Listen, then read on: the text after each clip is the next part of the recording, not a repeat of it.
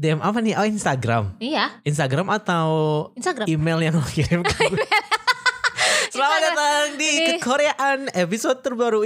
Rajin ya rekamannya. Ya, Gimana nih? Kenapa tiba-tiba rajin? Ada apa nih? Apa karena Hilal EXO comeback terus tiba-tiba sebenarnya jadi rajin? ini gue rekaman tuh dipaksa sama Ron. Kayaknya pengen ngomongin Bantu tuh Gatel pengen ngomongin EXO. Sama ngomongin Siwon. Pengen ngomongin Siwon. Ngomong-ngomong pas kita rekaman ini Suju lagi di Jakarta tahu? Oh iya. Super Show 10. Oh iya. Berarti tuh Siwon tuh harusnya bisa kita protes langsung di lokasi konser harusnya ya, kayak bisa kita educate ya. Iya kayak Anda. Di sini kita kembali lagi dengan segmen yang paling ditunggu-tunggu. Gak sih, kayaknya yang ditunggu itu aja sih. itu aja. Enggak. Banyak tahu ya. Pendengar kekoreaan. Ada 1 juta pendengar yang menunggu sesi curhat karena memang tuh yang ngasih wadah safe space kayak gini tuh cuman kekoreaan soalnya. Nggak ada podcast K-pop lain tuh nggak ada. Kalaupun ada berarti mereka niru gitu. Nggak ada podcast, nggak ada duitnya jadi nggak main. Iya, nggak ada podcast Korea yang lain yang emang aktif gitu. Kita juga nggak aktif sih, sebulan sekali aja, tapi kan lumayan ya. Seperti segmen yang sebelum-sebelumnya, jadi kita buka biro jasa. Hashtag Kekoreaan Curhat dan hashtag Kekoreaan FM. Dan itu di Twitter sama di Instagram ya. Di Twitter dan Instagram. Dan dikit ya responnya ya. Responsnya sedikit. Alhamdulillah sedikit. Soalnya kalau banyak kan nanti komplain.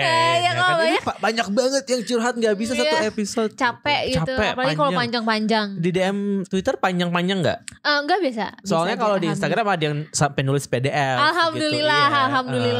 Alhamdulillah. Terus bukan ini saya harus bacain. Dita yang enggak. Soalnya ada tulisannya sebelumnya boleh request nggak Kak Dita yang baca gitu tulisannya. Ya udah Ron yang baca. Gak mau. Parah banget. Apa curhatan anjir, kali ini? Panjang tuh. Ya ampun, ini mau makalah anjir. Iya itu. Pas banget nih dia ngomongin Boys Planet. Jadi Boys kan Planet. kita kan Boys Planet tidak tahu sama sekali ya. Kita not well educated. Dan juga I don't have time gitu nonton Boys Planet. Boys Planet tuh lo tahu itu acaranya 2,5 jam udah kayak Endgame-nya Avenger tau gak?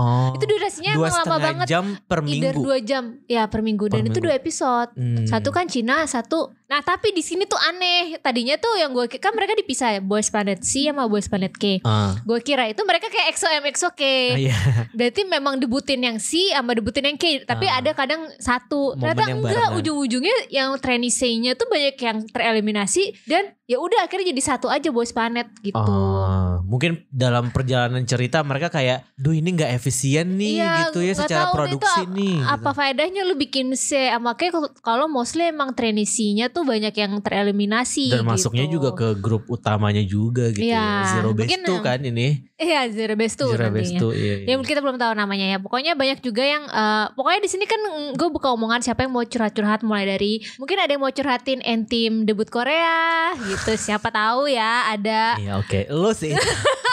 Atau mungkin ada yang mau lo kayaknya. Ada yang mau curhatin tentang EXO comeback, tebak-tebak OT berapa yang akan ikutan. OT 2 sih kayaknya ini cuma Chanyeol sama Sehun aja. Pokoknya banyak lah dan macam-macam juga lah nih. Isi dari curhatannya. Percurhatan. Tapi mau dibacain yang Boys Planet dulu gak? Itu boleh deh si yang ngirim PDF. Yang ngirim PDF yang harusnya emang lu yang bacain ya. Ini tuh ada 2 tahu PDF-nya. Masya Allah, yaudah deh. Ada 2. Sini gue bacain. Ada 2 page. Ada 2 page. Allah Akbar. Sebelumnya boleh request gak Kak Dita yang baca? Wak belum pernah nih curhatanku dibacain Kak Dita gitu. Ya soalnya Instagram. Iya, Dita kalau ini Instagramnya pasti dibacainnya sama Ron. Halo masyarakat Kekoreaan, udah lama banget nggak nitip opini di sini. Semoga ini masuk episode yang entah kapan itu naiknya. Hari ini naik. Lo jangan ngadi-ngadi lu ya. Jadi gak tahu kenapa aku tiba-tiba banget ngikutin Boys to Planet. Ini pengalaman survival show pertamaku dan kayaknya udah sekali aja deh. Capek banget nontonnya. Bukan gara-gara drama atau apa, atau perang screen time atau apa. Lebih ke personal aja, aku yang ngerasa kayak ini acara dragging banget. Apalagi kalau udah episode ranking announcement. Ini draining banget, banyak banget yang di skip. Oke, aku jelasin dulu ya. Konsep Boys Planet season 2 ini nyebutnya Boys to Planet. Awalnya itu mau dipisah, yang China sendiri, yang Korea sendiri. Jadi outputnya itu 2 grup. Tapi di tengah jalan tiba-tiba tiba-tiba digabung. Kalau untuk masalah mission-missionnya ya standar survival show Mnet aja sih. Lalu uniknya minggu lalu mungkin dari sejak dia nulis ini kali ya, Mnet bikin postingan kalau mau ada sequel atau spin-off survival show-nya, judulnya Boys Planet C Final Race. Basically ini kesempatan kedua buat trainee China yang nggak tembus debut, terus mereka diadu lagi buat debut di China. Ini tuh jadi kayak pengen mengurangi risiko abis Zero Base One terus muncul grup lain dari survival show yang sama gitu ya. Oh iya, yang sisa-sisa trainingnya itu nanti dikumpulin yang tier 2-nya tier 2-nya tapi mereka nggak mau kalau itu debut di manajemen lain, jadi kita debutin sekalian aja kali ya mungkin. Niatnya ya. Oke. Basically ini kesempatan kedua buat trainee China yang nggak tembus debut terus mereka diadu lagi buat debut di China. Jadi sebenarnya balik ke konsep awal lagi. At first mikirnya aduh ini ada aja deh gebrakan orang yang kebanyakan duit. Terus setelah dipikir-pikir lagi sebenarnya cara ini jauh lebih aman daripada mereka pakai konsep awal, karena dengan konsep Boys Planet C Final Race ini ngasih kesempatan kedua buat yang gagal debut tadi, karena pas di episode trainee China sama Korea digabung itu yang China tinggal sedikit banget dan persaingannya jadi bakal lebih berasa nih karena orang-orang yang masa dan votingnya udah gede banget udah debut di acara utamanya. Dan dengan cara ini menurutku bakal meminimalisir fandom clash. Karena gini, kalau misalnya Mnet pakai konsep awal yang grup Korea Cina sendiri-sendiri, dan bayanganku ini bakal jadi under satu manajemen karena berasal dari acara yang sama, bakal sering dibanding-bandingin satu sama lain. Dan pada akhirnya akan terjadi kompetisi di antara fandomnya. Ya meskipun nanti fokus sama promosinya beda, tapi tetap aja under brand yang sama. Kayak misalnya EXO-K dan EXO-M, terus NCT All Unit sama Wavy, yang mereka under manajemen besar aja mainnya masih nggak rapi. Ini Week One lagi dan beda budgetnya juga pasti gede. Jadi menurutku meskipun agak pelin-pelan si Mnet, tapi dengan cara gini bakal bisa mengurai ekosistem fandom dan juga ngasih kesempatan buat trainee China yang nggak debut. Karena yakin banget trainee China yang tembus paling banter cuma 2 di grup utamanya gitu ya. Ya pokoknya siapapun nanti manajemennya, produser dan kreatif direkturnya grup jebolan season ini tolong taste-nya yang bagus ya. Teddy nih pasti yakin gue. Soalnya setelah melihat Zero Base One 2 tahun terakhir ini, setuju dengan statementnya Kak Rifat kalau Week One emang seleranya agak kurang. Padahal member-membernya itu udah bagus banget kualitasnya. Cuman dikasih lagu-lagu mediocre semua. Kayak ini tuh udah 2025, tapi lagunya masih kayak 2018-2019. Jadi besar harapan aku buat debutan season ini lagunya yang gong semua gitu. By the way ya, kan di acara gini tuh idol yang udah debut terus ikutan survival show kan. Nah di season ini tuh ada Harry Jun sama Hee-chan dari DKB, Ijong, Jader, Wonjun dari WIB, bacanya WIB ya? WIB ya. Terus Donghon, Gyehyun sama Kangminnya Very Very, Junso dari WI, Sowon dari 9i. Nah awalnya itu ada 2 member dari Very Very yang ikut kompetisi itu nge-live sambil nonton Boys Planet gitu. Terus Donghon ke eliminasi, jadi nge-live sambil nontonnya bertiga. Nah kemarin kan si Harry Jun, Hee-chan, Gyehyun sama Sowon baru dieliminasi nih. Terus yang pas episode 11 tayang, ini episode 11 ya sekarang ya, member Very Very yang tadinya nge-live cuman bertiga, mereka ngundang si 4 orang yang baru keeliminasi buat nobar sambil nge-live. Jadi kita bisa nontonin Very Very, DKB, 9i dalam satu frame tanpa ada script, tanpa ada rules atau apapun itu. Kayak akhirnya kita bisa ngeliat nih interaksi antar idol tanpa perlu ada sesuatu yang mengikat dan pure buat seru-seruan aja. Dan itu menurut aku lucu banget. Dan jujur lebih menarik nontonin mereka yang lagi nonton episode 11 daripada nonton episode 11 sendiri. Jadi nontonin mereka lagi live streaming lebih seru daripada nonton acaranya gitu. Boys Planetnya. Terus ya tadi kan udah sempat diumumin kalau lagu buat finalnya, jujur banget kurang, kayak nggak ada vibes grande finale song gitu. Bahkan kayaknya semua series Boys Girls Planet itu lagu finalnya emang kurang semua kalau buat aku. Ini selera aja sih sebenarnya. Tapi sayang banget dengan koneksi segede Mnet, pilihan lagunya gitu-gitu aja. Terima kasih. Tapi itu emang panjang sih. Gue akui yang barusan ini emang tapi panjang. Tapi iya. Jadi lumayan. Gue selama ini selalu menyebutnya Boys Planet 2, tapi Boys 2 Planet. Karena kan memang rencananya 2 planet. Tapi ujung-ujungnya merger juga. Gak konsisten Clash, banget. ya. Tapi kayak gue sering melihat terpapar lah terkait masalah screen time lah. Kayak merasa evil editing lah. Wah ini masih jadi sesuatu yang memang itu selalu ada ya. Memang kayak gue kayak masalahnya kalau emang udah tahu lu udah tau lah Mnet dari produce memang seperti itu ya. Jadi kayak tapi tetap aja masih ditonton kan. Jadi kayak memang at the end lu mau semarah apapun pada Mnet, lu akan terjerumus lagi juga gitu. Atau mungkin permasalahannya adalah orang yang nonton Produce season 1 atau season 2 itu udah nggak nonton Boys Planet lagi, jadi komplain yang generasi baru. Iya, komplain yang sama muncul dari generasi baru yang baru mengalami itu gitu mungkin ya. Oh, bisa jadi. Jadi kayak isunya tetap sama dari tahun ke tahun karena penontonnya berbeda gitu. Tapi penonton yang berbeda ini tuh bukan berarti mereka kayak nggak belajar dari sebelumnya sih, enggak juga, tapi mungkin lebih karena ya mereka baru terpapar aja sama si editingnya kayak gini. Yeah. Tapi anyway, editing kayak gitu kan memang untuk bisa ini kan variety show gitu. Ini survival show gitu untuk nambah dramanya gitu. Karena kalau kata si yang curhat tadi aja bilang acara ini dragging, dengan evil editing aja udah masih dragging. Gimana kalau misalkan nggak ada dramatisasinya di setiap episode gitu? Bakal kayak lu nonton live Bunda Korla kayaknya lebih seru deh. Memang, kayaknya gitu. Pasti ada viktimisasi. Dari pasti sih. Pasti ada yang victimize, pasti ada yang seolah-olah harus jadi seolah-olah victimize hero, gitu ya.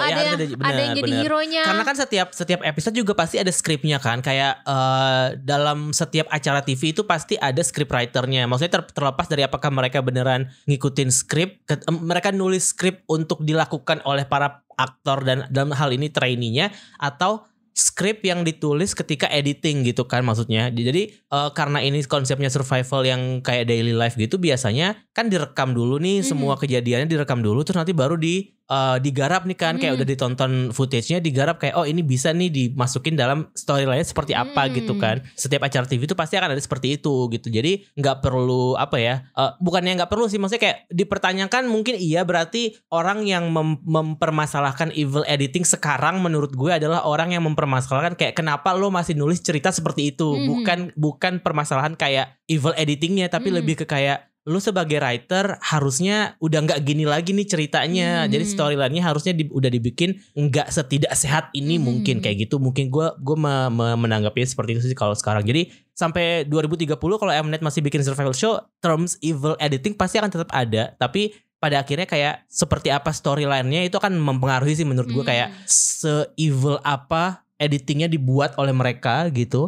Kalau storyline-nya emang bagus dan mungkin kayak karakternya emang meyakinkan banget gitu. Jadi kayak gue pikir oke sih. Tapi setiap orang yang nonton survival show gini mungkin mindsetnya juga beda ya. Maksudnya kayak ada yang nonton emang buat nungguin produk finalnya, ada yang nonton buat menikmati performance setiap episodenya, atau mungkin juga nggak tahu ada atau enggak yang nonton karena emang gue ternyata menikmati evil editing semua ini gitu, storynya, storyline-nya gitu. Karena tuh anyway that's not the reality, itu adalah ceritanya di tayangan aja gitu.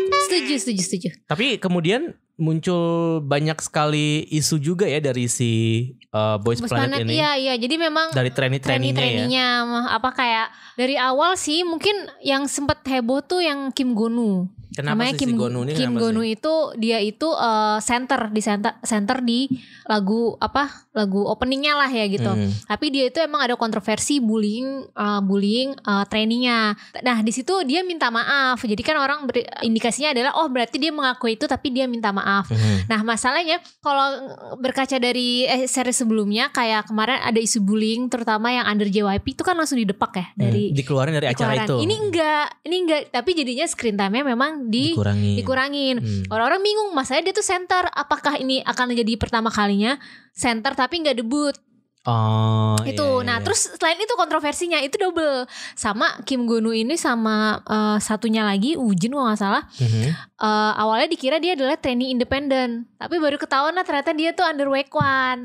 Jadi kayak Waekwon nih dengan kekuatan nepotisme lo nih memang kayak ngesetting ini di center ya, dipusatkan gimana ya, maksudnya gue mau ditempatkan di center. Iya. Pokoknya mau karena pas tahu harus diekspos terus gitu. Iya, makanya ternyata Waekwon, tapi akhirnya gara-gara ini jadi kontroversi lah, bukannya ini trainee independen, tapi akhirnya mereka putus kontrak dengan Waekwon, ya udah jadi independen lagi nih, independen lagi. Tapi Kim Gon-woo itu belum keluar ya. Belum keluar. Tapi ya jadi, itu orang-orang udah. Gimana? Timelinenya tuh sebenarnya gimana? Apakah dia memang pas kayaknya masuk itu berbarengan deh antara isu bullying sama sama dia pas masuk itu bilangnya independen, tapi gue nggak tahu ketahuan dari mananya kah ternyata mereka itu training week 1. Gue nggak tahu dah itu, tapi ya udah, tapi akhirnya mereka hengkang dari week 1. Nah itu makanya agak sas kan. Iya, maksudnya kayak cara mainnya week 1 juga jadi kayak aneh gitu loh. Maksudnya kayak lu sebagai manajemen artis yang bakal debutin grup ini, kayak I think you should do better gak sih kalau emang lu mau nepotisme. Ya paling enggak money launderingnya bikin perusahaan baru kayak apa gitu loh, maksud gue. Kayak lu bikin aja dulu perusahaan baru sebut aja dari manajemen apa gitu misalkan, atau enggak ya lu bikinin dia kios ayam goreng terus tiba-tiba audisi gitu kan. Jadi money laundering gitu aja dulu gitu, baru nanti abis itu kita tertarik sama lu, kita hire deh, kita beli aja manajemennya gitu kan. Mungkin lebih masuk akal, jangan kayak gersa-gerusu gini dong. Tapi akhirnya dia masih tetap ada sih, masih ada. Tapi memang akhirnya muncul lagi kayak kontroversi dari trainee lainnya, ada isu misoginis juga, walaupun gue nggak tahu fakta atau buktinya ya, tapi memang ada rumor-rumor misoginis. Kayak ada yang terakhir itu yang namanya Junil itu memang sempat rame karena gue tahu sempat kepapar videonya. Jadi biasa video pacaran, dan ketika di video itu gestur-gestur dia tuh mengesankan ngajak ceweknya ayo yuk having sex gitu.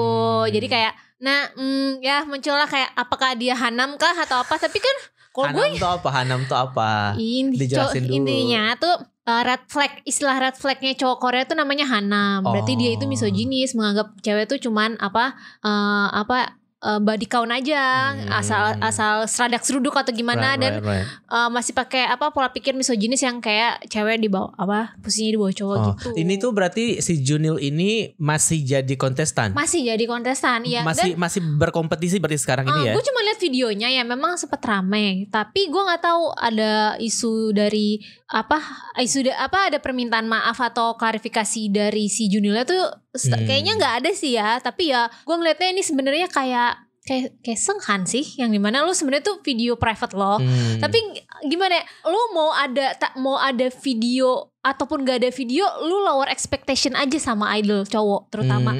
Lu that's a safe boundary ya. Iya, kayak lu si Taeyil emang ada kontroversi video-videoan enggak kan, tapi kan pada akhirnya itu ini semua karena alkohol. Ya pokoknya lu itu tuh kalau selama memang isunya tidak sampai melibatkan ceweknya itu dia paksa atau ada video yang mendekat kriminal, itu kalau cuma sekedar pacaran, kayaknya lu seandainya idol yang lu suka hidup di era sekarang di mana semua serba divideokan, lu pasti akan seperti itu idol lu. Ini salah satu kayaknya memang era yang nggak bisa kebantah kalau apa-apa semua direkam nih. Lu dikit-dikit kalau misalnya ada kejadian lucu, ulang-ulang dong mau direkam. Kayak gini deh, kayak kalau kita sehari-hari kalau misalnya ada kejadian lucu, lu langsung lu videoin kan. Itu sama aja sih. Jadi kayak itu kayaknya akan terus ada trainee yang seperti itu, yang kayak pas dia masih remaja apa-apa semua divideokan tanpa mungkin dia tidak tahu implikasinya. Ternyata gue 2 tahun lagi tertarik nih jadi idol. Betul. Gue mana tahu kemarin gue divideoin, nggak inget gitu loh. Jadi kan lu mau kecewa silakan aja, tapi gue di satu sisi ngelihat dengan teknologi yang sekarang kayaknya itu masih bisa gue toleransi lah. Bukan sesuatu istilahnya bukan ada termsnya, aduh gue lupa lagi. Pokoknya bukan turning point. Iya, semacam itu untuk lo nggak suka atau gimana, pasti kayak itu tapi masih itu bebas bisa hak mereka. Iya. Kalau lo nggak bisa ilfil sama Junil, ya udah lo nggak usah dukung aja gitu. Iya, bener, tapi itu nggak bikin gue kayak, paling cuman cengin lah kayak, ini kan kemarin ada isu ini ya, tapi gue bukan berarti kayak langsung anti, geli kenapa dia nggak deserve debut kayak itu. Gue rasa itu hal yang berbeda sih ya. Iya. Terus kalau si Kim Si Hwan ini siapa nih? Iya, ini gue nemu di Reddit sih macam-macam. Ada yang nama Kim Si Hwan, katanya diisukan bullying, sexual harassment, misogyny. Kim Gonu, terus Peng Jinyu hating on idols. Iya. Which also equal to that misogyny. Terus juga tadi gue lihat ada di salah satu artikel, ada yang bikin artikel di India Times kalau nggak salah, si member China ada yang fotonya tuh semua pada pointing middle finger gitu, kayak di photo box gitu. Kayak maksud gue, kenapa harus mempermasalahkan? Kenapa foto seperti ini harus dipermasalahkan gitu? Karena kayaknya, this is like a part of your daily life gak sih? Kayak, I mean, what's the point of hating people karena mereka pointing middle finger? Apalagi kalau dilakuin anak-anak remaja kayak apa sih? Kayak nggak usah dipermasalahkan. Maksudnya kayak even kalau misalkan pada akhirnya ini jadi konten sebuah portal berita gitu, kayak ya udah balik lagi ke don't engage gitu, karena kalau nggak ada yang mengomentari ini atau nggak ada yang menganggap ini penting, pada akhirnya kan dia lupain juga gitu. Apalagi kan kalau Boys to Planet ini kontestannya kan banyak banget. Nah ini gue tadi baca di Times of India itu ada beberapa member China yang foto lamanya lah gitu. Terus permasalahannya adalah di foto itu ada yang nggak pointing middle finger masalahnya. Jadi kayak itu ada yang enggak, kenapa lo harus kayak gini gitu maksudnya. Oh jadi orang-orang kayak berarti ini lo red flag lah atau iya mungkin itu. Terus dalam hati gue ya doesn't feel like it mungkin. Jadi enggak well anyway enggak perlu sih. Ini sesuatu yang kayaknya gue rasa pendengar kekoreaan enggak akan segitunya gitu ya. Kayak maksudnya kayak kita tahu lah di mana menempatkan diri lu saat yang tepat untuk lu emang harus di-hate atau harus di-cancel atau emang ini harus dikritik gitu. Atau sekedar kayak ya udah lu masih bisa permisif dalam artian let them grow dulu lah gitu. Iya karena most of them I think like masih under 20 atau rata-rata masih 19-20 lah ya gitu. Ya kayak Gonwanya masih 22 dan kalau kejadian itu terjadi sekitar 2 tahun yang lalu kayak berarti dia masih early 20 gitu kan. Late teenager life-nya dia lah kayak kalau pernah ngalamin masa remaja aja Cie. Mungkin emang sekarang dia lagi mengalami itu dan mungkin gue gak tahu sih ya, maksudnya kayak gimana teman-teman yang masih di usia belasan gitu ketika melihat kayak gini, apakah kalau kita kan melihatnya kayak udah kali biasa aja gitu kan. Mungkin kan kalau yang sekarang kan mereka jadinya lebih kayak posisinya tuh kayak ngejudge sesama teman mereka. Padahal gitu gue loh. Gak kayak gitu. Gue bisa loh kayak gitu. Gue remaja kok tapi gue gak kayak gitu. Mungkin gitu kali ya konteks mereka ngejudge-nya kali ya. Oke. Terus siapa lagi nih yang bermasalah lagi? Cuman kayak yang sempet yang rame yang gue tahu viral itu Kim Gono sama karena Junil ada. Gue lihat videonya gitu. Tapi ini sisanya kayak mungkin ya ketahuan akun-akun kaskusnya mungkin ya. Iya. Ketahuan papanya. Jadi ya udah gimana ya.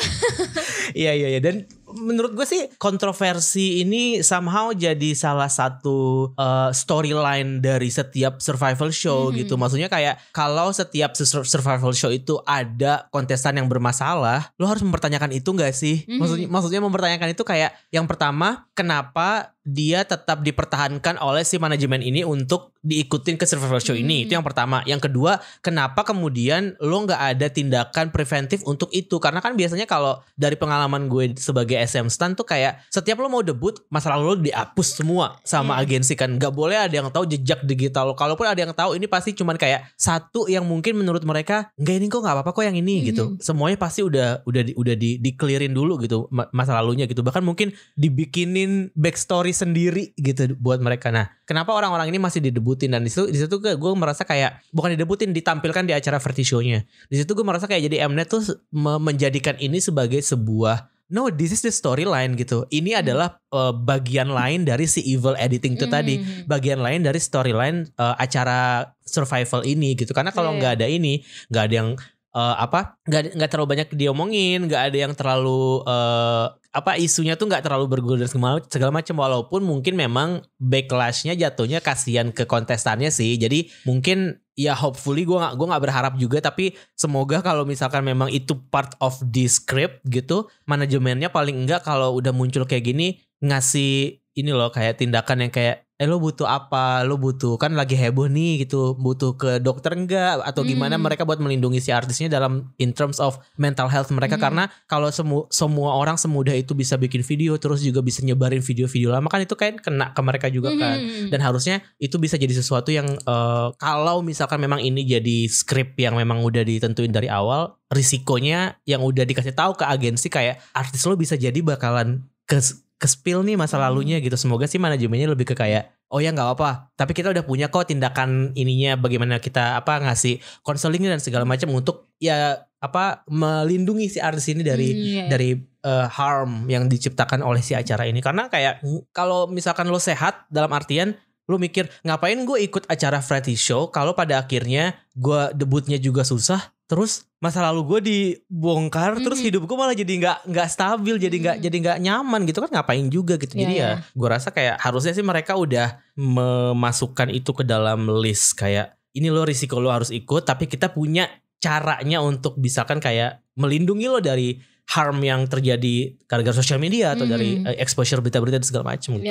Hopefully sih gitu ya, tapi ya nggak tahu sih. Tapi kalau emang isunya bullying ya apa ya, gue juga nggak suka itu. Mungkin salah satu, kalau sekedar video pacaran sih gue masih nggak apa-apa ya. Kalau gue memang itu gue permisif dalam hal itu. Tapi kalau memang bullying kayak atau enggak mungkin masalahnya, tapi gue mengerti banget ketika lo remaja, lo nggak sadar apa yang lo lakukan itu bisa jadi bullying ke orang lain kan, karena lo bukan korbannya kan. Jadi kayak kalau ya ini untuk yang Gonu ini kan memang akhirnya dia memang minta maaf aja. Terserah mau ada fans mau terima permintaan maafnya tuh hak mereka, hak semuanya lah. Atau ada yang memang masih mau support ya bebas aja gitu loh. Tapi itu kayak dia ngaku dia minta maaf, dia kayak nggak membantah itu kan ya. Iya nggak membantah. Karena ketika pas gue baca permintaan maafnya dan pas gue baca beritanya pun kan ini jadi sesuatu yang kayaknya semua apa mungkin emang udah jadi aturan sekolah di sana gitu kali ya. Kalau misalkan lo bermasalah lo pindah sekolah gitu. Nah ketika lo pindah sekolah berarti dipertanyakan kan sama sekolah baru, kayak dia anak pindahan nih, kenapa dia pindah,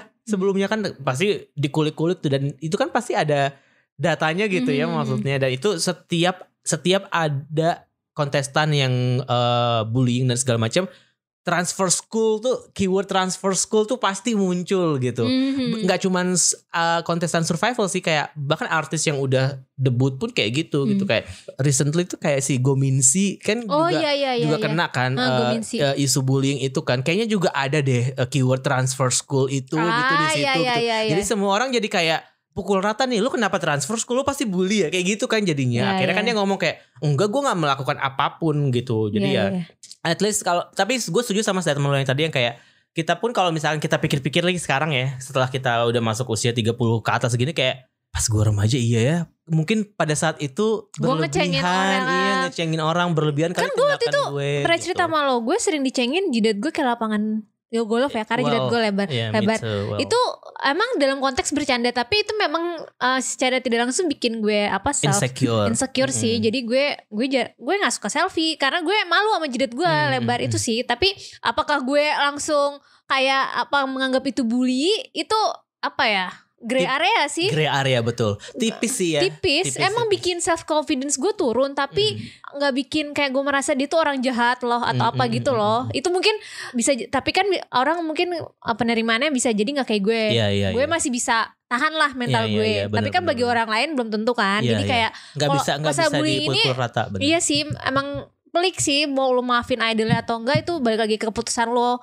Siapa tahu ternyata lo memang pernah ngerasain bullying, ya lo berhak aja nih maki-maki Gunwo, itu hak lo gitu. Iya. Tapi again kalau misalkan itu terjadi di masa-masa formative years-nya, masa-masa remaja yang kayak what do they know gitu, kayak masih kecil gitu kan. Maksudnya kayak kita pun sebagai manusia juga kayaknya punya sedikit inilah ya kita berempati sama korbannya tapi pasti. pada akhirnya juga harus ada sedikit leniency sama orang ini, kayak ngelihat bigger picture-nya kayak gimana, apa sih yang terjadi pada hari itu, dia sedang seperti kenapa gitu kan. Kenapa, apa yang bikin dia kok bullying gitu. Kenapa karena dia akhirnya melakukan itu. Juga jadi tanggung jawab dari agensinya menurut gue, karena ya gimana pun mereka remaja ya, mesti bisa dibimbing lah gitu. Betul. Makanya itu yang pada akhirnya kayak kalau kita ngeliat ke belakang, nggak banyak agensi yang ngasih behind the scene itu gitu. Kayak gimana mereka nge-hire si artis ini, kemudian gimana mereka mempertahankan kehidupan remaja mereka gitu. Karena kan kayak kita banyak sekali mendengarkan cerita dari idol-idol yang udah senior yang kayak sebutlah Jessica gitu ya, Jessica Jung.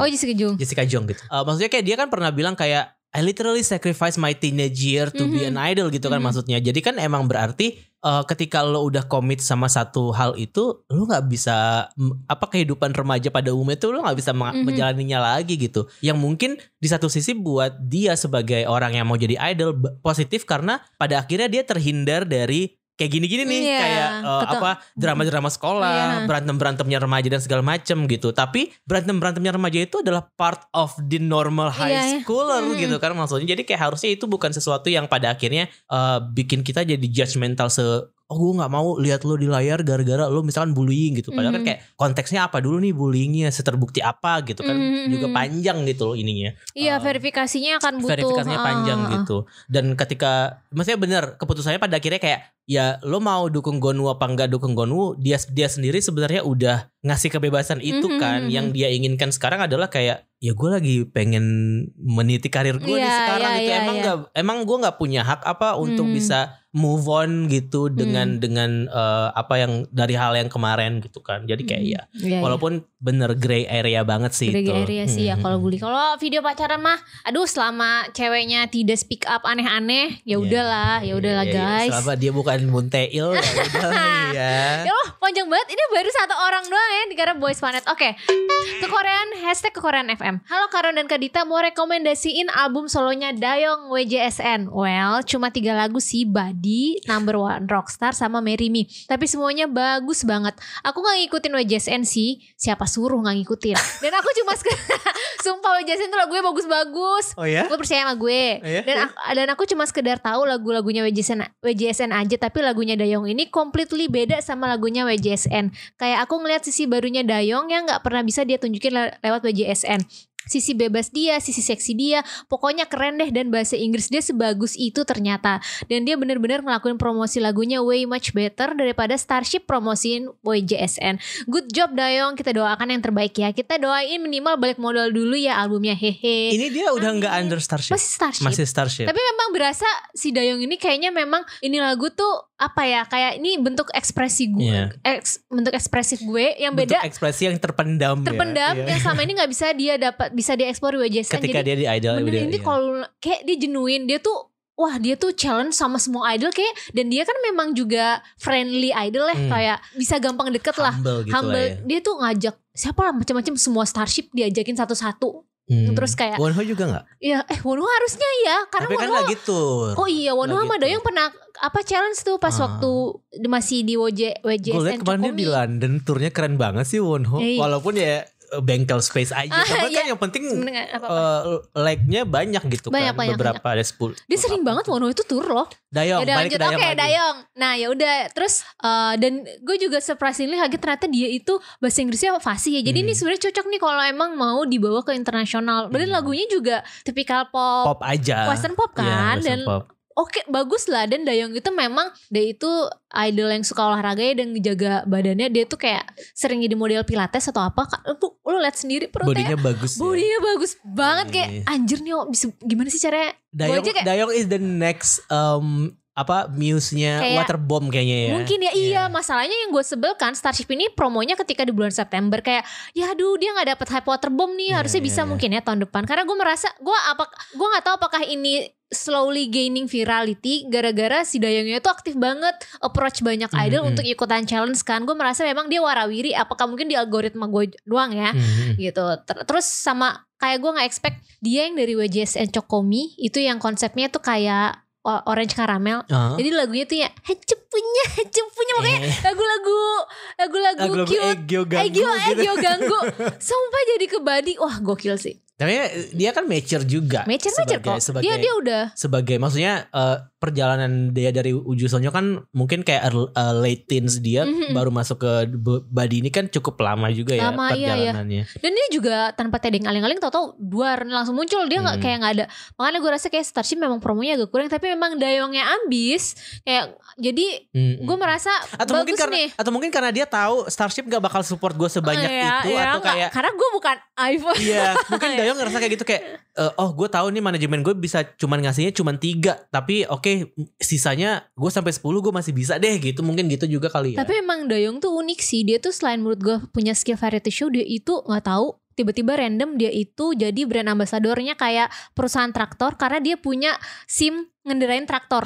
Sumpah itu paling gong sih, kayak gokil. Dia bisa ekskavator gitu dia bisa ngendarain dan dia punya SIM-nya. Dia bisa. Iya makanya dia tuh jadi brand ambasadornya brand itu kayak memang the best dah nih Dayong.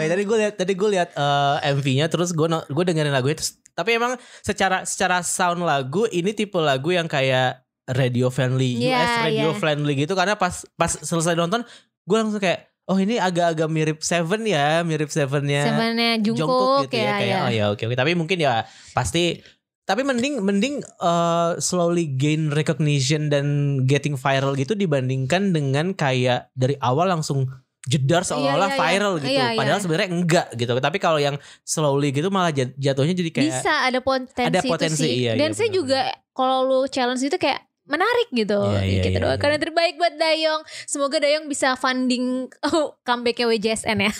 Kok malah Dayong yang funding? Bentar WJSN Ujusonyo tuh masih gak sih? Masih. Tapi kan yang fix keluar membernya 2. Yang member China yang Yuehua, member Yuehua. Itu mah udah lama cabut. Yang sekarang member Korea semua. Iya, berarti mereka tuh membernya tinggal ber-10. Yang funding Ujusonyo tuh enggak, tinggal jadi kan mereka 13 3 cabut. Oh, tinggal ber-8. Yang funding Ujusonyo Bona lah, bukan Dayong. Oh ya Bona. Kan dramanya sukses terus kan Bona gitu. Baru Dayong nanti. Ini di Instagram dia udah kirim curhatan dari bulan April. Sampai kita anggot-anggotan. Dia minta dibacain sekarang. Ya ini tapi gue bacain sesuai sama konteks bulan Aprilnya aja ya. Hai kekoreaan, aku mau curhat minal aidin wal faizin. Udah soalnya bulan April ke Karan dan Kadita udah lama banget gak sih? Mungkin disclaimer dulu kali ya. Aku pengen curhat lebih personal aja dan mungkin agak panjang. Enggak, ini gak sepanjang curhatan yang tadi kok, dan gak apa-apa. Aku udah jadi EXO-L dari 2016 dan kayak masih semangat ngikutin K-pop, apalagi update solo EXO sampai 2023. Tapi mulai 2024 apalagi tahun ini 2025 udah jarang banget update K-pop apalagi EXO lagi. Mungkin udah fasenya kali ya. Malah kebanyakan explore album barat sama lagi enjoy nikmatin Amerika Latin kayak Bad Bunny sama Manuel Turizo atau enggak Rosalia. Mau minta saran dan pendapat Ron dan Dita, apakah ya wajar gitu gak sih ada di fase ini, dan tipsnya dong biar kayak semangat lagi explore K-pop dibalik huru-hara EXO ataupun K-pop itu sendiri. By the way, aku masih update dikit-dikit dan masih banyak denger di Aespa aja, meskipun aku versatile dengerin semua grup. Mungkin Ron dan Dita ada saran lagu atau grup yang wajib dikulik. Makasih Kak Ron dan Kak Dita, sehat-sehat selalu. Entim boleh. Gak boleh penyepong hype, gak boleh. Jangan support yang kecil-kecil aja. Iya benar. Kayak banyak sekarang banyak loh, kayak Close Your Eyes, Attitude Majors tuh juga udah mulai bagus. Ini kan udah mulai. Apa jebolan kayak Ahov, terus Even ya baca gimana? Even itu juga bagus kok, kayak atau yang BL aja. Sebenarnya kenapa, apa sih tips and triknya biar balik? Kayaknya nggak bisa gitu deh. Lo harus nyari nemu yang ngeklik aja. Lo pernah nggak ada di fase kayak aduh gue lagi nggak K-pop dulu nih? Iya kan pas Wano keluar, gue terus aja akhirnya casual aja kan. Terus baru suka lagi gara-gara Rise. Jadi kayak tapi gue sejujurnya pas Rise itu gue tidak mendapat impression bahwa lo bisa akan semasif suka. Itu ngerti gak? Tapi gue casual, tapi nggak mungkin dalam artian tidak sededicated kayak dulu kan. Mosaic gue sampai beli albumnya. Tapi sekarang karena lebih tepatnya lo ada foto Wonbin tuh di laptop lo, ada foto Wonbin tuh. Mohon maaf, bahkan Wonho aja nggak ada nih di laptop. Performatif aja sih. Tapi ya sekedar dibilang gue masuk fandomnya juga enggak, karena gue kan males ya sama K-Bryce. Doesn't even like sebuah keharusan lagi nggak sih buat masuk fandom itu? Justru gue malas lebih suka yang kayak gini nih, kayak ya udah casual aja, mau suka mana aja gitu. Terus tau gue ternyata balik lagi demen Jejung kan, apa gara-gara terekspos juga gitu. Jadi kayak dan kemudian itu malah jadi bervariasi lah. Malah jadi bumbu yang malah bukan bumbu lagi sih kalau Jejung. Kayak gue malah melihatnya the way you talk about Jejong sama the way you talk about Rise itu lebih ada feeling kalau ngomongin Jejong in terms of yang kayak giginya gitu. Ke Rise banget kan? Gigi ke Rise. Gigi ke Jejong justru gue ngerasanya. Iya. Karena kan basically kayak ya dari fase lo kan Dongbang 5, Dongbang 4, Dongbang 2, Dongbang 1 gitu kan. Dongbang 4 langsung 2. Kan Dongbang 4 kan kalau Dongbang 4 gak ada Yuchun dong. Iya kan? Iya sih. Sekarang kan Dongbang 1 nih. Gimana sih?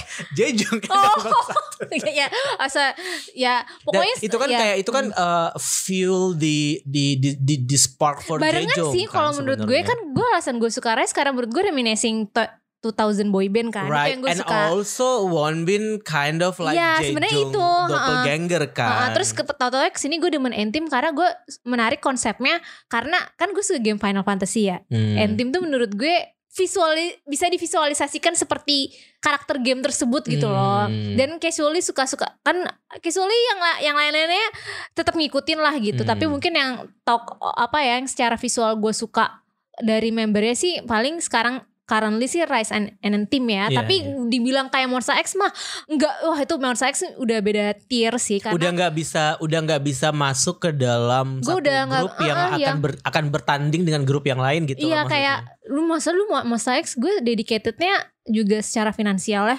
Tapi gue sekarang kayak I don't have that much gitu kayak aduh kayaknya enggak deh. Ya udah jadi lebih sebenarnya kalau dibilang pengen, gue juga pengen beli album kayak tapi kayaknya enggak deh. Gue tahan kayaknya memang enggak bisa aja sih. Gue tidak support. Ya, to be honest kalau misalkan kita ngomongin soal kayak fase gue lagi nggak dengerin K-pop, kayaknya gue nggak ada di kayak gitu, biasa aja. Gue kalau di gue lebih ke kayak K-pop bukan lagi sesuatu yang bukan lagi sebuah fase gitu loh, maksudnya kayak mungkin dulu ada kalanya kayak wah gue suka banget K-pop gitu ada, tapi kemudian kan tadi si Sander kan bilang kayak belakangan ini dia lagi dengerin musik Latin Amerika dan segala macam, dan menurut gue itu adalah satu cara yang cukup sehat untuk biar lo nggak stuck sama si K-pop aja gitu maksudnya kan, dan being a casual fans sebenarnya adalah salah satu cara yang paling sehat sih untuk menikmati K-pop sebagai genre atau mungkin sebagai as a music gitu, karena kita nggak perlu kok ngikutin dramanya juga sebenarnya, kita nggak perlu mikirin kayak kenapa muka Boa sekarang beda banget sama yang dulu gitu, maksudnya kayak ya udah selama lo masih bisa menikmati musiknya dia sebagai Boa, kayak menurut gue itu masih fine aja. Dan ketika dia bilang kayak gue lagi dengerin Bad Bunny gitu, jujur gue selama 6 bulan terakhir gue lagi balik dengerin Mandarin Pop sejujurnya. Jadi K-pop kalau gue nggak lagi 556 Jecho Fahrenheit ada sister grupnya Fahrenheit namanya SHE. Nah, dia itu ya. Gue suka banget sama grup itu ketika gue SMA, dan sekarang gue lagi reminisce the old songs dari mereka, album lamanya gue dengerin banget. Terus karena kan emang mereka udah terakhir rilis itu 2019 kan, dan mereka hiatus tuh sampai sekarang. Jadi belum ada lagu-lagu baru, dan lagu-lagu barunya pun gue nggak terlalu suka. Jadi gue dengerin lagu-lagu lama. Jadi nggak apa-apa untuk bikin lo jadi kayak ketika lo balik lagi kayak pas gue lagi dengerin Kyungsoo lagi gitu kayak ada sparknya lagi gitu, ternyata ada oh ini K-pop yang gue nantikan gitu. Jadi kayak nggak stuck di satu, karena somehow kalau misalkan dengerin K-pop terus di misalkan setahun nih dengerinnya K-pop terus gitu ya, akan terasa sangat terjadi pengulangan gitu, apalagi kayak di tahun-tahun sebelumnya kayak Magnetic-nya Elite, terus House With-nya New Jeans gitu kan, kayak sounds really similar in musical wise gitu. Terus kayak Heart to Heart The Chase gitu misalnya kayak terdengar sama semua. Terus ketika Kiki muncul dengan Aidumi kayak this is different gitu. Terus dengerin misalnya kayak grup-grup kayak Young Posse gitu misalkan kayak ini beda gitu. Jadi mungkin emang perlu menarik diri sedikit. Iya, sama mungkin lo ya balik lagi sih, lo gak akan bisa ketebak sih mau sukanya kayak gimana. Bahkan pas Monsta X 10 Anniversary ini kan mereka jadi warawiri di banyak variety show YouTube ya. Dan gue nontonin kayak anjir nih, gue kangen banget era dimana dulu gue bener-bener ngikutin variety show-nya. Jadi kayak ya udah, gue tetap suka Monsta X kok, kayak nggak bikin gue ilfeel or gimana. Tapi ya udah, mungkin beda. Udah skala gue untuk yang sampai abisin, gue bisa dibilang waktu itu bisa beli motor Max kali ya. Gue udah nggak sih, kayak I don't have that much money sih. Jadi kayak ya udah. Mungkin kalau fase dalam artian kayak lo mau willingly ngeluarin duit buat satu grup ini udah nggak di situ. Tetapi secara cara lo untuk menikmati musik menurut gue kayak jalanin aja nggak sih. Kalau misalnya hari ini lagi nggak vibe dengerin K-pop, berarti ya udah nggak vibe aja, bukan berarti kayak nggak gimana. Iya, bukan berarti kayak lo lagi bosen atau mungkin bosen. Iya, maksudnya kayak bukan berarti kayak aduh K-pop lagi nggak juga. Tapi ya menurut gue jangan menganggap itu sebagai sesuatu momentum kayak apakah gue kehilangan ketertarikan terhadap K-pop gitu loh, maksudnya kayak karena pasti itu akan kembali sih menurut gue. Kayak itu akan muncul lagi satu saat ketika lo menemukan kayak Dita gitu, ketika dia menemukan Rise kayak memunculkan kenangan lo sama 2000 K-pop gitu kan, kemudian lo dengerin Dongbang lagi, Jejung muncul, jadi kayak snowballing jadinya pada saat dari situ gitu. Betul. Jadi ya udahlah, biasa-biasa aja, enjoy aja. K-pop is not something you should like think about too much, guys. Waktu itu sempet bilang hampir ke lo, anjir gue tuh kayak At This Limit waktu itu gue pengen CO lagu album debutnya Rise, karena pas masih Talk Sexy itu kan masih ada Seunghan ya, kayak aduh nih my god, aduh udah kayak greget gitu. Gue hampir beli kasetnya. Pas kan gue satu hari ke Kwangya kan, terus kayak ada tapi gue suka kaset tape kan, gue emang lagi fase suka kaset tape kan. Terus pas gue liat harganya 300.000 kayak anjir nih gue bisa beli 20 di Blok M kaset ya? Bekas di Blok M yang mana gue masih bisa denger juga gitu kayak. Tapi ya udahlah. Karena ternyata kita bisa menahan diri ya. Kita udah di umur segini mah udah nggak yang nyesel banget gitu loh. Nggak apa-apa nggak beli. Kalaupun misalkan kita beli pun juga berarti emang lo lagi treat yourself aja at this time, walaupun kemudian lo kan menyesali kayak kenapa juga gue beli ini gitu. Gue kan hampir mau beli itu merchandise yang kan si Res bikin merchandise yang TVXQ kan, yang mereka nge-cover TVXQ terus pakai gakuran gitu kayak anjir cakep banget lagi Wonbinnya anjing kayak Jejung dulu kayak gemes. Tapi ya udah. Terus lu menahan gue inget banget jangan beli kayak ya sih kayaknya gue cuman ini kayak lucu excited pada saat itu gitu. Ya, karena gue seneng kan ngeliatnya ya. Terima kasih ya Ron, lu memang Shopee is a trap.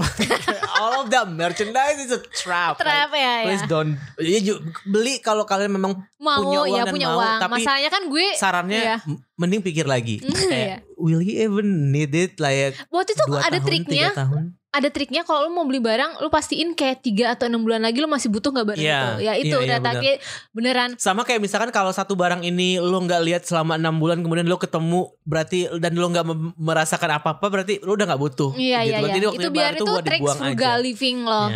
Udah ke Korean Curhat, halo apa kabar Karon Kadita. Akhirnya ke Korean comeback juga udah kayak EXO aja comebacknya jarang-jarang. Tapi kalau kita mah konsisten OT2 ya.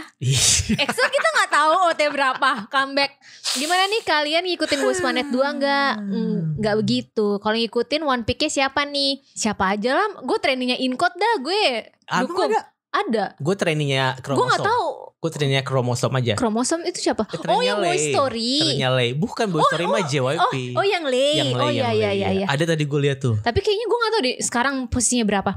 Si Junil itu Incode. Gue baru sadar. Yang kemarin problematik itu. Yang ada video dia pacaran. Itu. Junil itu Incode. Itu Incode. Whatever lah mau dikeluarin. Gak tahu terserah lah. Kalau One Pick Leo. Tapi kayaknya sih Karon sama Kadita sibuk banget ya wak-wak jadi gak ngikutin. Betul. Fans Bopel 2 lagi ribut-ributnya sama konsep grup debut nih, kepecah jadi tim Fresh Concept sama tim Alpha Concept. Gue pengennya tim Omega Concept kayak X-Love gitu. Gimana sih? Ron udah gue racunin X-Love. Oh iya nih mau denger kan X-Love, tolong support X-Love. Gue suka X-Love. Aku sih tim Alpha ya. Bosen gak sih boy group Gen 5? Boy group Gen 5 isinya fresh konsep semua dari TWS sampai IDIT. Sebenarnya udah trauma sama survival show Mnet karena terakhir ngikutin grupnya bubar duluan baru 5 bulan. Tapi gak tahu deh akhir. Tapi Flash beneran secepat Flash. Akhirnya decide buat nonton dan bener aja dibuat stres sama Mnet dan K-Nets karena trainee yang talented bener-bener kalah vote sama yang cakep. Kayak ya elah cakep doang model juga bisa tuh debut. Problem tiap nonton survival show sih sebenarnya udah biasa tapi tetap gedek aja. Terus Mnet sih pakai konsep 2 planet jadi satu. Gimana? Terus Mnet nih pakai konsep 2 planet jadi satu. Ada planet K sama planet C. Terus planetnya tabrakan dah tuh. Tapi tai banget planet C. Bener-bener di mistreatment kayak buat apalah kau nih bikin 2 planet gitu-gitu kalau ujungnya semua screen time ada di planet K. Kalau Kak Ron dan Kak Dita xenofobia nih ya bener. Xenofobia kan Asia, Korea, Cina, Asia. Iya sih bener-bener. Xenofobia berarti. Kalau Kak Ron dan Kak Dita prefer mana nih buat konsep debut boy group barunya Mnet nanti? Gue sih konsep Omega sih yang kayak X-Love gitu ya. Gue pengen yang kayak walaupun susah ya Kak. Omega kayak konsep Alpha mah udah banyak coy. Alpha tuh yang kayak gimana sih sebenarnya? Alpha tuh kayak girl crush gitu. Boy crush. Berarti kayak Monsta X kali ya. Oke. Monsta X. Terus Zero Base One juga kali ya. Enggak, Zero Base One kan konsepnya awal-awal fresh debut gitu. Oke. Berarti ya, gitu. Kayak EXO bisa dibilang alpha kan serigala-serigala tuh. Oh, yang agak sedikit dark terus out of context. kayak out of this world konsep gitu kali ya. Enhypen iya yang utopis gitu ya. Right, mungkin ya. Terus akhirnya EXO announce something di Desember. Comeback lah ya, pasti seneng Paul. Tapi yang jadi pertanyaan, apakah akan OT9 atau membernya suka-suka SM nih? Tapi harus bersembilan gak sih? Ya kali EXO gak ada CBX, kayak kurang banget Pret. Tapi menurut Kak Arkan mungkin gak sih EXO comeback tanpa CBX? Secara kan do agensi itu kelihatan keras kepala semua. Iya. Terakhir jangan lupa tanggal 28 Oktober N-Team bakal debut di Korea guys. So excited. Omo tidak sabar akan dapat promosi yang kontennya gak susah diakses. Soalnya kan kalau promosi Jepang buset nyari kontennya susah Pol. Sekalian mau ke Korean FM, ayo dengerin lagu barunya Treasure yang Everything. Enak euy. Dan jangan lupa streaming Waste No Time by Seunghan dan So.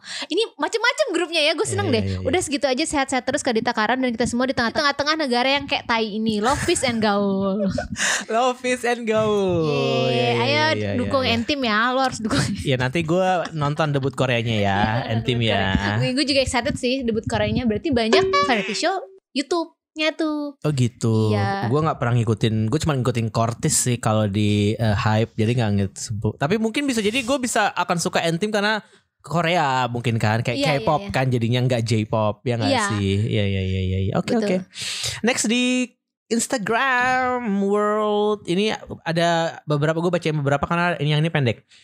Mau banget dong bahas Boys to Planet dengan segala problemnya. Tadi ya udah sempat dibahas ya 45 menit sendiri tuh. Kok aku ngerasa season 2 ini Mnet udah berani berulah lagi ya? Perasaan dari dulu dah. Takut banget debutannya nanti yang kena imbasnya kayak mitos 5 tahun 5 bulan itu. Please bahas ini Kak, kapanpun mau episode atau next episode juga gak masalah. Terus bentar, ada lagi nih yang pendek-pendek juga. Pertama kali ngikutin kekoreaan curhat, bukan curhat tentang per-K-popan sih, lebih ke curhat selama kekoreaan vakum. Jadi sempet ngerasa damn ngapain ya, karena biasanya dengerin kekoreaan di motor, di Transjakarta sambil skripsian. Sampai akhirnya selesai skripsian dengerin kekoreaan, akhirnya dengerin dari episode 1 sampai habis dan suka banget ngulang-ngulang episode Mbak Mawar. Episode Mbak Mawar tuh yang mana ya? Flower ini si Hwang Renjun, nyokapnya Hwang Renjun. Safa apa kabar ya? Iya, Safa udah kuliah kali sekarang ya? Gua Safa tuh Safa kan dulu nomin ya. Bahkan kemarin tuh kan Jeno Jaemin announce drama bareng. Gue pikir wah Safa pasti bahagia banget nih. Gue tuh sempat kepikiran Safa tahu pas Jeno Jaemin ada. Terus gue pikir apa jangan-jangan udah gak suka nomin nih, apa jangan-jangan sukanya Seongnen, Seungchan Wonbin. Bener-bener. Apa jangan-jangan gara-gara Mbak Flower Safa udah gak suka NCT sama sekali gitu kayak ngapain sih gue masuk ke fandom ini orang atau member fandom apa fansnya juga problematik kayak Mbak Mawar gitu atau dia Haobin sekarang Zhang Haohan bisa jadi, atau mungkin dia malah udah nggak di Indonesia lagi keluarga negaraan karena dia tahu ya seneng banget. Jangan-jangan emang Safa itu orang penting ternyata. Iya Kang Safa gimana ya? Yaudah lanjut sekalian dia mau ke Korean FM request lagunya ini John Somin apa John Somi sih? Somi yang Pisces. Hanupis kakak-kakakku, terima kasih. Hanupis apa ya kepanjangannya? Haturn pisan. Hatur nuhun pisan, orang Sunda. Oke, ke Korean Curhat dan ke Korean FM. Hai kekoreaan, Karen Kadita apa kabar? Gak tahu sih ini masuknya ke Korean FM atau curhat. Cuman pengen cerita dan minta rekomendasi lagu aja. Kenapa ya lagu Jepang dari boy group Korea tuh bagus-bagus. Bukan lagu yang ini lo yang kirim ya. Demi Allah kagak. Tapi bener deh sejak gue ngomongin N-Team jadi kayak banyak deh. Gue tuh mau minta sesuatu ke Hype. Tahu gak sih gue udah promoin grup lo. Anjir.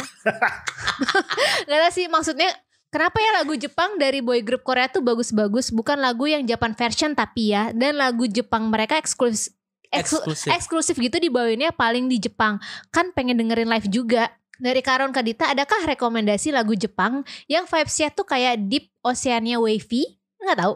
Atau Paper Cuts dan Cosmic Railway-nya EXO. Oh, Cosmic Railway bagus. Lagu-lagu yang kayak soundtrack anime boleh juga. Misalnya lagu-lagu N-Team gitu, hehe. Ini beneran dia ngetek gini ya, bukan gue. Oh iya, makasih ya ke Koreaan udah hadir menemani dari mulai pertama kali kenal K-pop sampai sekarang udah masuk fandom ketiga. Sehat dan bahagia selalu. Oh, wow. Ini kayak kutu loncat. Lu fandom pindah-pindah. Lo gak punya rumah. Lo gak punya rumah. Lo harus konsisten di satu rumah. Saran gue sih ngikutin single N-Teamnya yang tema season mereka, jadi ada musim semi, musim panas, Musim gugur. Kayak Fahrenheit dong. Fahrenheit juga gitu. Fahrenheit tuh konsepnya gitu. Jadi kan Fahrenheit tuh punya 4 member. Jadi per member itu konsepnya kayak winter, summer, spring. Tapi kan tuh diwakilin member kan. Iya sih. Iya kalau ini ngerilis mood lagunya sesuai dengan musim. Tapi gue diantara 4 musim itu paling suka yang Yuki Akari. Coba dengerin ya. Yuki Akari itu apa musimnya? Musim dingin. Yuki kan salju artinya. Oh iya Yuki. Dengerin Anthem Yuki Akari. Oke. Terima kasih. Album yang gak antusias gitu sih anjir. Albumnya EXO yang debut Jepang juga bagus kok. Ya? Satu album itu bagus semua. Bahkan gue kayak please bikin ini versi Koreanya. Bahkan gue sampai sempat mikir yang kayak gitu. Tapi untungnya mereka gak bikin sih. Karena bener kata si Sander tadi kayak lagu Jepang emang stay in Japan version. Jangan dibikin lagi versi Korea. Tapi ada juga sih lagu kayak lagunya Soshi yang awalnya dirilis bahasa Jepang kemudian dirilis bahasa Koreanya. Gue kemudian prefer dengerin yang versi bahasa Koreanya aja. Cuman kayak lagu-lagunya SNSD zaman dulu yang kayak All My Life For You yang kayak gitu-gitu itu emang bagus versi Jepang aja sih, gak perlu di Korea. Iya sekalian aja atau gak dengerin lagu Korea yang memang soundtrack anime. Kan ada tuh Enhypen sama TXT kan ngisi soundtrack anime. Tapi gue lupa ya yang lupa terbaru judulnya. Besok Dongbang sama Boa juga mau bikin soundtrack anime juga. Itu soundtrack anime. Next single mereka. Ke Korean curhat, mau curhat nih 2 tahun terakhir kok aku ngerasa lagu IVE kurang ngehook ya kayak yang sebelum-sebelumnya. Yang baru rilis ini juga agak kurang climax aja. Lo dengerin gak EXO-XZ? EXO-EXZ memang gue kurang suka sih. Ya, itu kayak kids si vibe-nya. Kids gue suka. Gue gak suka kids. Tapi gue lebih suka EXO-EXZ. Oh gitu. Yang sejujurnya album IVE yang ini gue suka sealbum. Oh iya. Album. Mana semua lagunya kurang dari 3 menit lagi nih kayak lagu-lagunya Teddy. Terus ngelihat penampilan SMTR di acara TIMA kemarin yang ngebawain lagu Wolf-nya EXO, ada momen itu gue belum lihat. Secara penampilan dance-nya kayak kurang wow gitu ya, kan masih trainee, sabar dong, itu kan part of their training. Kenapa sih orang-orang nih bercanda. Kalau vokal belum bisa judge sih ya karena lip sync juga, tapi nggak apa-apa, namanya juga masih trainee. Tapi secara visual nggak tahu kenapa setelah Isuman gak di SM, aku ngerasa debutan barunya SM termasuk SMTR 25 kayak ya udah K-pop grup kebanyakan aja. Faktor wow-nya nggak ada atau mungkin karena ini masih baru aja kali ya. By the way, menurut kakak-kakak SMTR 25 tampil di TIMA acara award Tiongkok itu privilege apa enggak ya? Atau mau bersaing sama Isuman? Ya walaupun kita tahu SM memang gede dan ngincer pasar China dari dulu. Tapi karena sekarang Isuman di sana jadi mikir kayak gitu aja. Udah segitu aja Mia nih kalau kepanjangan. Namanya juga curhat setelah lama nggak ada gitu.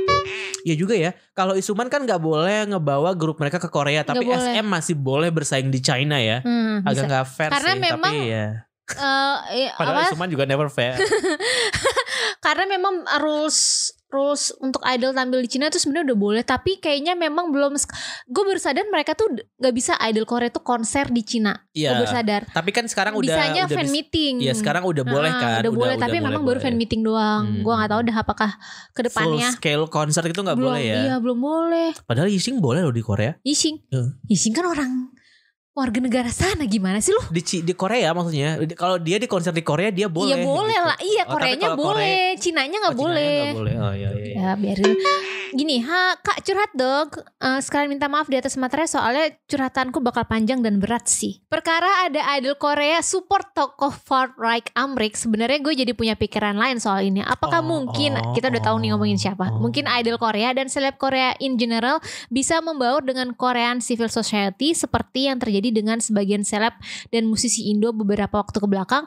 Aing sebenarnya punya pendapat semacam ini setelah melihat huru-hara politik Korsel beberapa waktu silam. Dengan perkara ada idol yang support tokoh politik tertentu, ini menegaskan bahwa in the end, the personal is political too. Maksudnya apa yang kita lihat sebagai suatu hal yang sifatnya personal, ternyata bermuatan politis pada akhirnya. Mungkin udah saatnya sih ada pendidikan politik buat trainee-trainee di Sokor.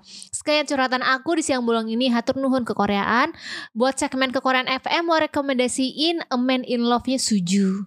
Tapi kalau udah di level C1 udah bukan tanggung jawab agensi sih untuk apa penenggak. Itu memang political view-nya emang seperti itu sih yang memang kayaknya kita majority disagree. Gue gak tahu sih. Gue sih disagree banget ya. Tapi ya kalau udah masalahnya politik stance itu gak bisa diubah sih.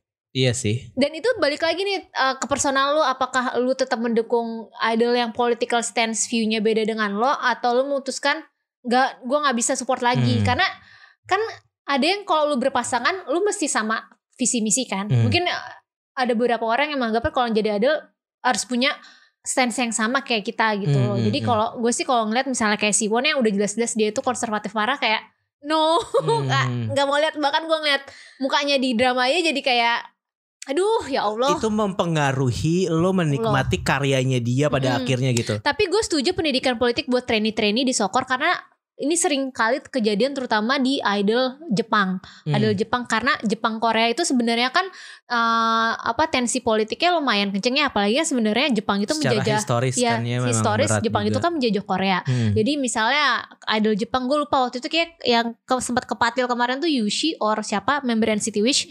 Kayak gue kalau udah kayak gitu, gue sebagai warga negara Indo nggak bisa komen apa-apa nih, karena gue yang berhak marah itu ya warga sana gitu. Kalaupun ya mereka dikritik ya wajar aja gitu. Tapi memang macam-macam lah, kayak kemarin dulu gue inget banget Zuyu itu Cui Twice tuh sempat megang bendera Taiwan kan, karena kan dia lahir di Taiwan. Tapi kan One China policy nih. Dia sampai minta maaf loh. Dia waktu itu masih minor, kayak dia masih kelas 3 SMP. Kayak masih kecil. Gue juga pelajaran sejarah paling pekok lah. Tapi gimana ya, masalah tensi politik tuh yang kemarin Karina dituduh yang allegedly dia itu part of politik konservatif. Karena pakai jaket warna merah dan nomor 2 itu kan yang mewakili politik sayap kanannya Korea lah. Jadi dia dicengin lah Margarina.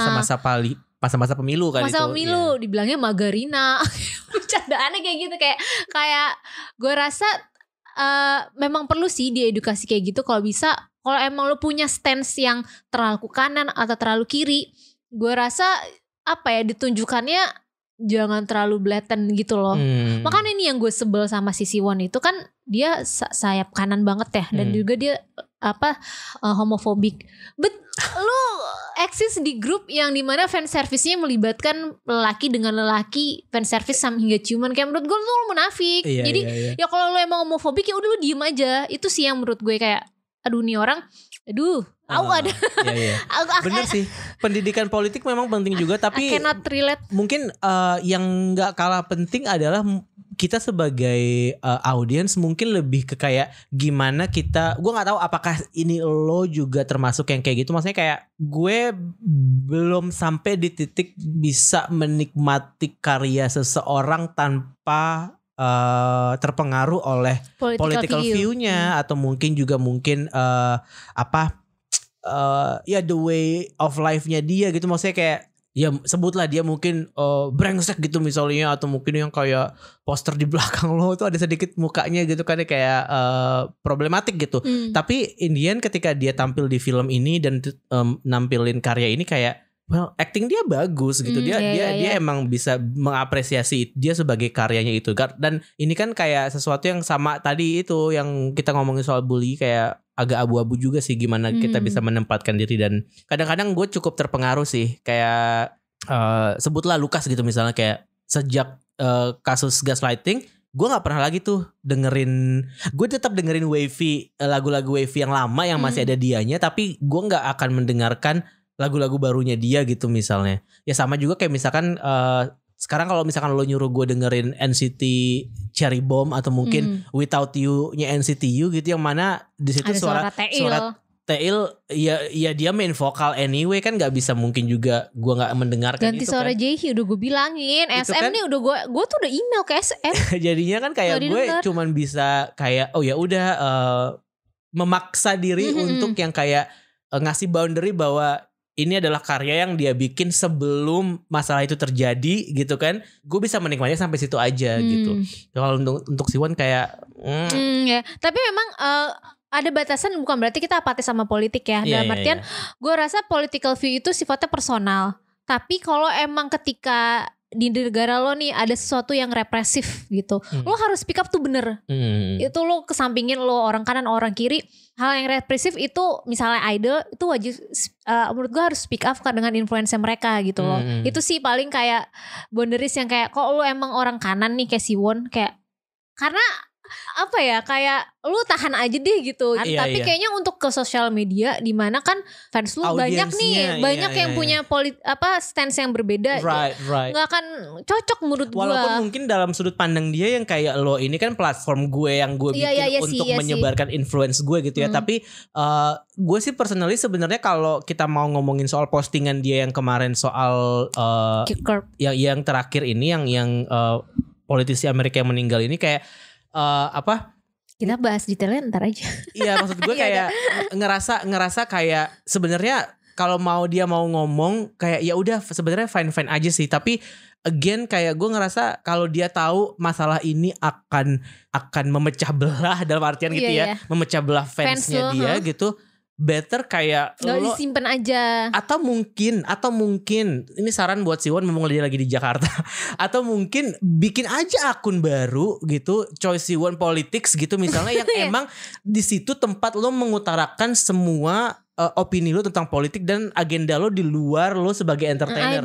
Jadi pada akhirnya orang yang follow akun itu adalah orang yang emang pengen tahu tentang arah politik lo, tentang agama dan segala macam di situ. Tapi kalau lo di Choi Siwon ini ya udah berarti emang lo sebagai entertainer aja gitu. Karena jadi kebawa keseret-seret Super Junior ya kayak anjir Super Junior mau problematik semua lah. Kan orang-orang kan ngungkit lagi Sindong, komentar-komentar Sindong, padahal Sindongnya udah minta maaf kayak ya udahlah juga gimana tuh. Nah, macem-macem ya jadi seperti bola salju aja kemana-mana. Kita bakal bahas ini lebih panjang di episode terakhir ya. Mungkin lebih brutal, lebih brutal. Ya. Ada lagi nggak curhatannya? Lu di Instagram masih ada?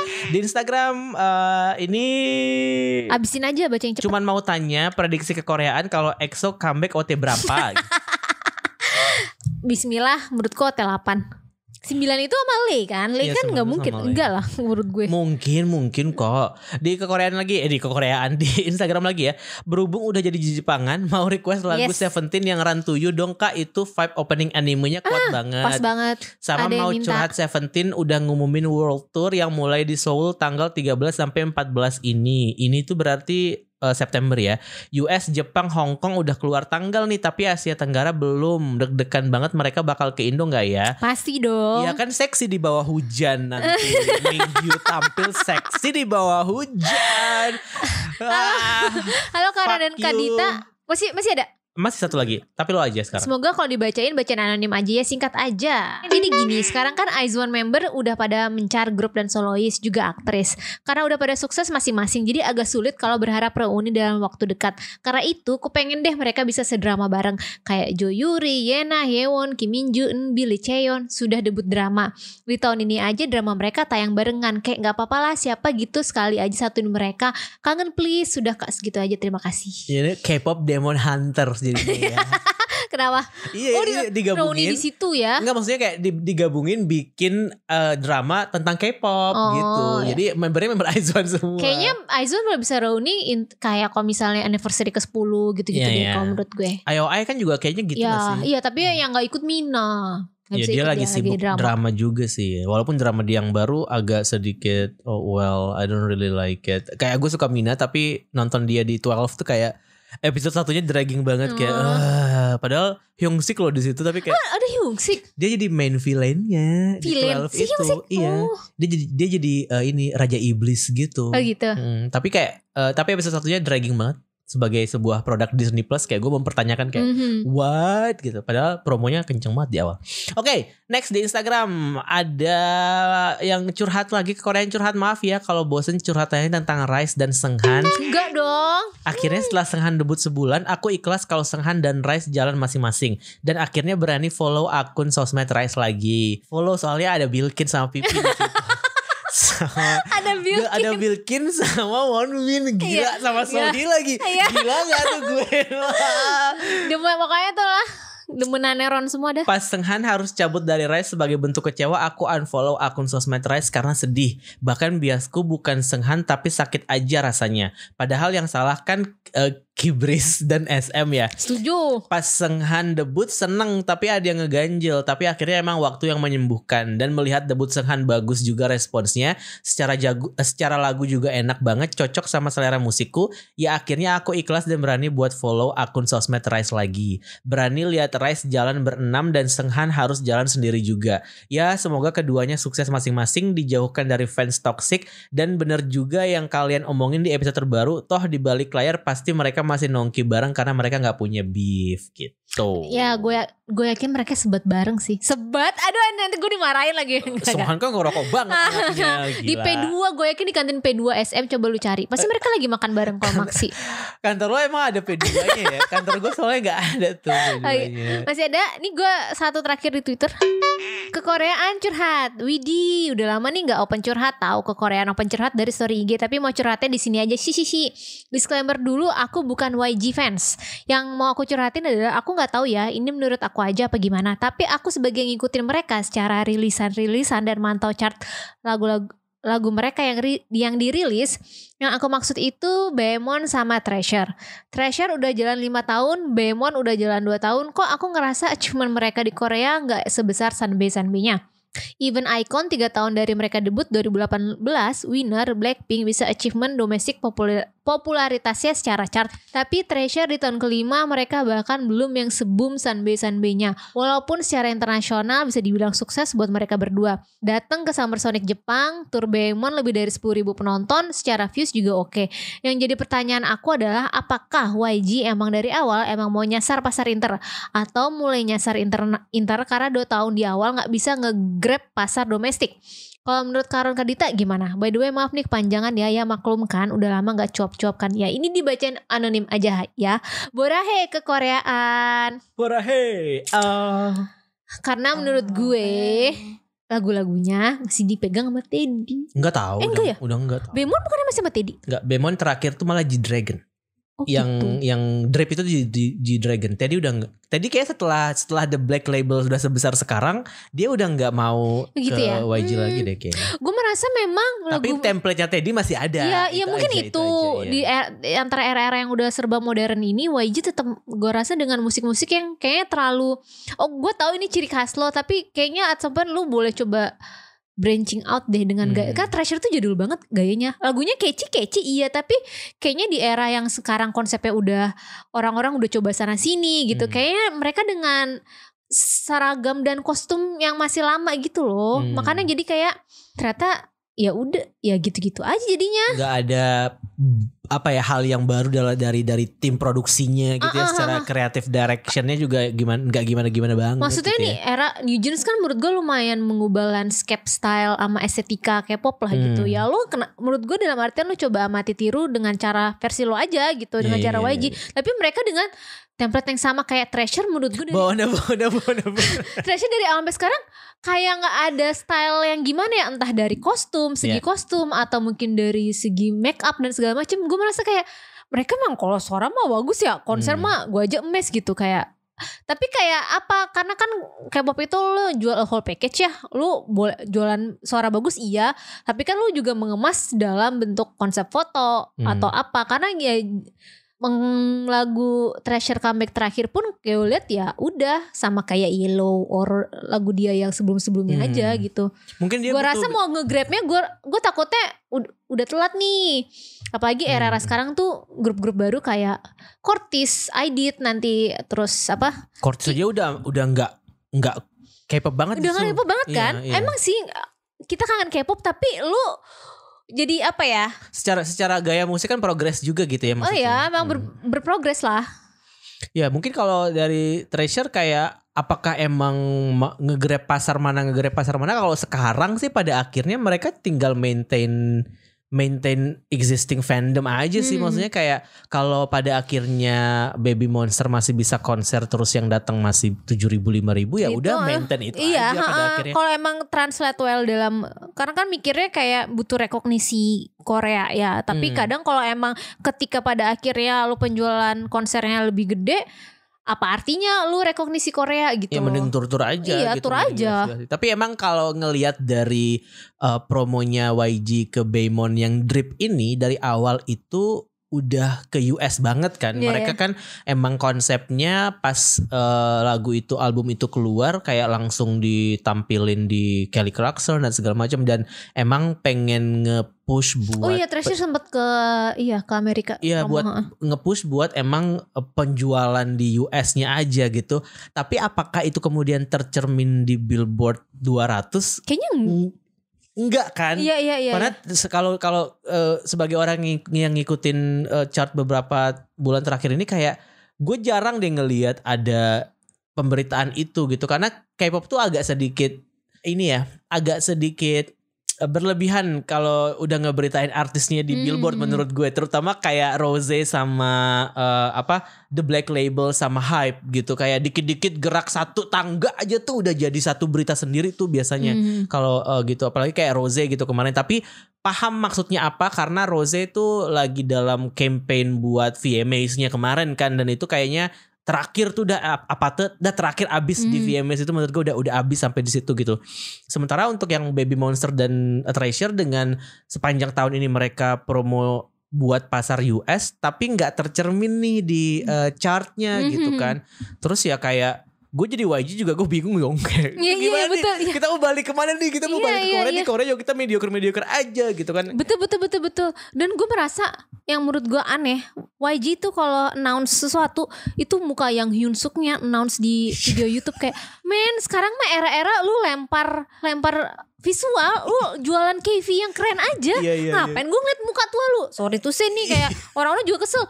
Kenapa sih yang announce tuh dia di videoin gitu? Dan cuman video Supper Baby Monster full album, tok Supper yang udah tok gitu aja. Kayak apa sih lu? Mending ke sekalian nih Baby Monster mau konsepnya kayak gimana ya, lu keluarin satu-satu key visual lu gitu loh, mau konsepnya apa ya kan. Dia nggak punya tim buat bikin lore gitu ya. Iya, pakai lu cari agensi betul. Apa kayak lu cari Densu, lu hire Densu or apa tuh Denny Sumargo hire apa agensi besar Korea. Bener. Aneh dah, lu cari vendor aja dah, duit lu banyak. Mereka kayaknya gitu deh, masih kayak perusahaan tua yang dipegang keluarga jadul, anjir. Terus susah buat move on, buat ngebuka diri anjir, terhadap yang hal-hal luar gitu ya. Pantasan aja si L nggak mau di situ lagi gitu. G-Dragon mending keluar gitu kan, karena G-Dragon kayak ya mungkin karena dia G-Dragon kali ya. Maksud gue kayak dimanapun dia berada, visual kreatif dia tuh akan tetap G-Dragon gitu. Maka gue seneng banget tuh Jenny Lisa keluar, lu lihat aja hasilnya kan, pada gimana. akhirnya kan jadi lebih bagus kan. Maksudnya kayak even Rosé di The Black Label aja, kalaupun kita ngerasa kayak Teddy stagnan, tapi ketika even kayak Teddy doesn't even touch album Rosie menurut gue, malah jadi lebih bagus. Gue lebih suka gitu. Itu Ron banget sih albumnya Rosie itu lagu gue banget satu album itu. Gue gak demen. Gue suka banget album Rosie. Tapi ya apa tuh kayak ya udah itu buat sebagai single aja. Tapi maksudnya ketika lo keluar dari manajemen, kayaknya bener deh manajemen tua yang emang terperangkap dalam value-value lama yang nggak bisa bikin gebrakan lagi gitu pada akhirnya. Iya, harus bikin gebrakan baru. Kasian ya. Kasihan artis-artisnya sih. Iya. Kalau yang Hyunsuknya ya udah lah, bodo amat. Explore Y2K dibilang niru New Jeans enggak juga sih. Bisa lah lo resource lo gede gitu dengan lo paduin dengan hip hop lo. Menurut gue yang Posy aja jauh lebih fresh. Padahal itu musik YG banget loh sebenarnya. Tapi dia bisa memberikan kesan yang baru gitu loh. Iya benar. Gitu. Masa lu kalah sama yang Posy? Iya gitu. Padahal ya secara manajemen sama-sama tua. Sama-sama tua lo manajemennya gitu kan. Di SP juga kurang tua apalagi di SP dari zaman Finkel. Bahkan YG belum ada aja, Finkel udah ada gitu maksudnya kayak. Tapi mereka masih bisa ini loh, kayak mereka masih mau kolaborasinya sama ATI Rising gitu, kayak ngasih trust ke ke company lain gitu kan. Di SP ya? Iya, dia di SP dan dia kan Hitsy kan masuk Hitsy juga. Terus cari collab sama Hitsy. Iya, G-Dragon sama CL kan juga gitu juga, kayak collabnya juga sama ya melebur lah sama yang lain gitu. Toh pada akhirnya kalau lo lihat SM pun pada akhirnya kan kesininya juga, walaupun mereka nggak sampai masuk ke Hitsy tapi mereka Rans gitu maksudnya gitu loh. Maksudnya kayak NCT dibawanya ke collab sama YouTuber lokal gitu loh maksudnya. Sama podcaster lokal gitu ya. YouTuber lokal maksudnya kan kayak itu adalah cara mereka untuk yang kayak kita mau grab pasar apalagi nih, walaupun sebenarnya kalau gue setuju sama kata-kata netizen yang bilang kayak ya kalaupun lo nggak melakukan itu juga kita bakal suka sama mereka juga. Iya memang bener, tapi sekarang kan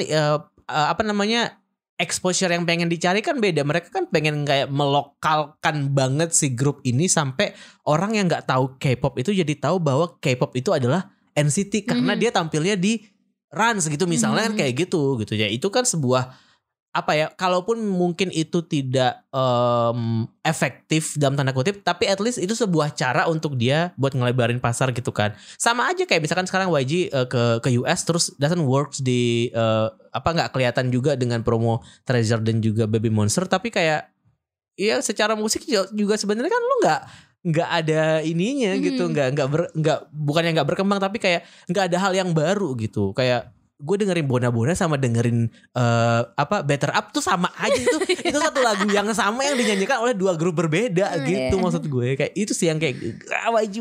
Tapi ya untung Jennie udah nggak di YG. Jangan lupa join di program Kekorean Curhat dan Kekorean FM berikutnya kalau kita buka ya. Enggak sih, always buka. Kita always buka. Kirim aja gitu. PDF-nya dikirim aja. PDF-nya dikirim aja, kalau nggak bisa kirim file di screenshot aja PDF-nya kalau mau dibacain sama Dita berarti screenshotnya kirim ke Twitter di @kekorean_twt. Kalau mau yang Ron bacain di @kekorean_ig. Jadi semua orang bakal kirim ke Twitter. Boleh nggak sih cerita itu tuh selain N-Team nih yang nggak? Jangan gitu. Episode selanjutnya kita skip kalau ada yang bahas N-Team, Seunghan, Rise, Boys Planet. Bohong banget. Lu pasti akan langsung kayak ini gue nih. Langsung kayak kita akan mute kalimat itu jadi biar bahas apa kayak kickflip gitu, kenalin kita. Lu lagi suka kickflip? Lumayan, gue lagi suka lagu pre-release-nya. Kita bahas di episode selanjutnya. Nanti gue ngoceh lagi. Dah.